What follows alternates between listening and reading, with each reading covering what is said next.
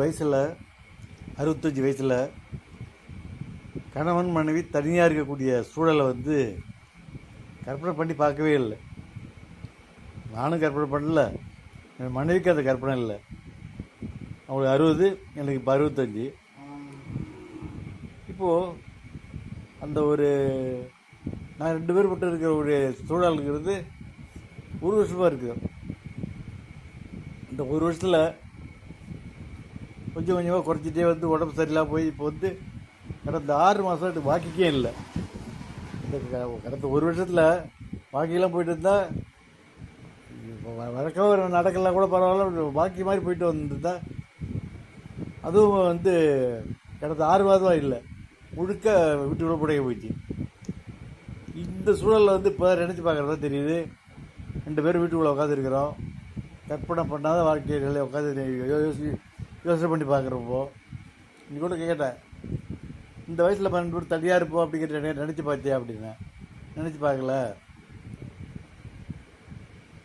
அப்படின்னாங்க. திடீர்னு இப்படி சூழல் வரப்போ நிறைய சிரமங்கள் வருது.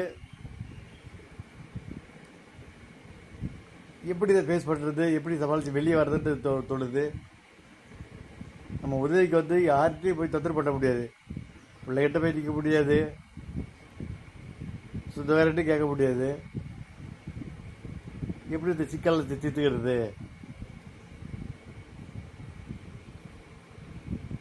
எதிர்பார்க்காத ஒன்று. எப்படி இந்த பிரச்சனைலாம் சால்வ் பண்ண போகிறது தெரியல.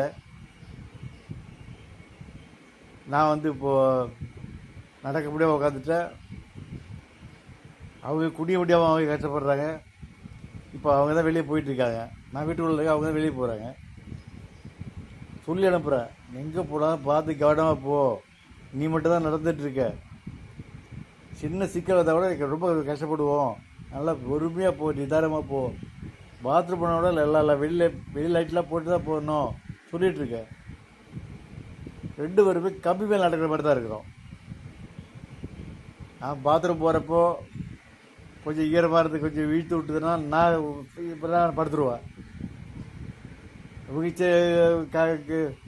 கை கால் வழுக்கி விட்டாலோ இழுத்து விட்டாலோ அவங்களும் பிரச்சனை. 2 பேருடைய வாழ்க்கையை பெரிய கேள்விக்குள்ள நின்றுடும். இப்படி ஒரு சூழலை கற்பனை பண்ணி பார்க்கல. அடுத்த கட்டம் ஏன் கவனமாக இருக்கணும், ஏன் ரொம்ப சேஃபாக இருக்கணும் அப்படின்னு சொல்கிற, பாதுகாப்பாக இருக்க சொல்கிறது. ஏன்னா இப்படி ஒரு சம்பவம் நடந்து போச்சு அப்படின்னா அந்த கொடுமையை எப்படி சமாளிக்கிறது? அதுக்கு தான் ரொம்ப கவனமாக பார்த்துப்போன்னு சொல்லிட்டுருக்கேன். நானும் ரொம்ப கவனமாக போயிட்டுருக்கேன்.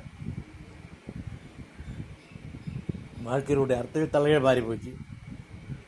வேகமாக பரவ ஓடுற வாழ்க்கை அமைதியாக பயத்தோட இந்த நேரம் என்ன நடக்குமோ அப்படின்னு சொல்லிட்டு பயப்படுற அளவுக்கு போச்சு. கடத்தறி போயிருக்காங்க. திரும்ப வீட்டு வரைக்கும் பஞ்சிடாக வந்திருப்பேன். அவங்களும் நினச்சிருப்பாங்க, நம்ம விட்டுட்டு வந்துட்டா வீட்டில் அவர் எப்படி இருக்காரோ அப்படி அவங்க பயந்துட்டு தான் இருப்பாங்க. ஸோ 2 பேருக்கும் பயம் இருக்கும். கணவன் மனைவி தம்பதிகள் தனிச்சு வாழக்கூடிய சூழல் ரொம்ப கொடுமையான அனுபவமாக தான் இருக்குது. 2 பெண்மணியில் பெற்றதால் எங்களுக்கு இந்த நிலமெல்லாம் அப்படி சொல்ல முடியாது. இன்னும் சொந்தக்கார பக்கத்தில் இருக்காங்க, அவங்க இன்னும் தனியாக தான் இருக்காங்க. அவங்க 2 பையனும் மெட்ராஸ் அவங்க வேலையில் இருக்காங்க. அங்கே நாங்கள் எப்படி இங்கே 2 பேர் தனியாக உட்காந்துருக்கோமோ, பொம்பளை பிள்ளை பார்த்து நாங்கள் 2 பேருக்கு தனியாக உட்காந்துருக்க மாதிரி ஆம்பளை பிள்ளை பார்த்து அவங்க 2 பேரும் தனியாக தான் உட்காந்துருக்காங்க. ஒருத்தருக்கு ஒருத்தர் நம்பி இருக்க முடியாமல், அவங்க நம்பி இங்கே வர முடியாது, நான் நம்பி அங்கே போக முடியாது. ஏதோ பேச்சுத்துறைக்கு ஒருத்தர் இருக்கிறாங்க. வித்தியாசமாக தான் இருக்குது, கொடுமையாகவும் இருக்குது வாழ்க்கை. எந்த நேரம் தலைகீழ் எல்லாம் ஒரு நிமிஷத்தில் மாறிடும். நம்ம பாத்திரங்கள் வழிக்கு விழுந்தா அப்படின்னா என் மேட்டர் முடிஞ்சு போச்சு, அத்தோடு முடிஞ்சு போச்சு. அது பெரிய அடுத்த கதை, அடுத்த சோகமான கதையாகிடும்.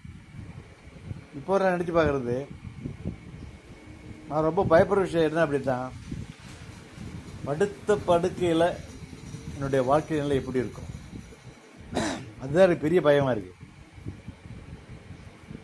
படுத்த படுக்கை ஆகிட்டா என்னால் ஒன்றும் மேனேஜ் சமாளிக்க முடியாது. மனைவி எனக்கு உதவி பண்ண முடியாது, அவங்களே ஒரு நோயாளி. இப்படி ஒரு சூழல் இருந்தால் என்ன பண்ணுறது, எப்படி தப்பிக்கிறது, ரொம்ப சிரமமாக இருக்குது.